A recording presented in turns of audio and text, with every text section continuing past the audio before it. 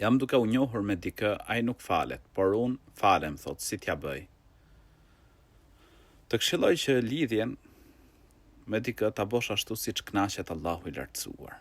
Kjo çështja e parë. Ndërsa për sa i përket namazit, tregoj që ti falesh dhe dëshiron që edhe personi me cilin do të kalosh jetën të falet. Sepse dashuria për një musliman nuk është vetëm këtë botë. Ajo fillon këtë botë, por është e përjetshme në botën tjetër.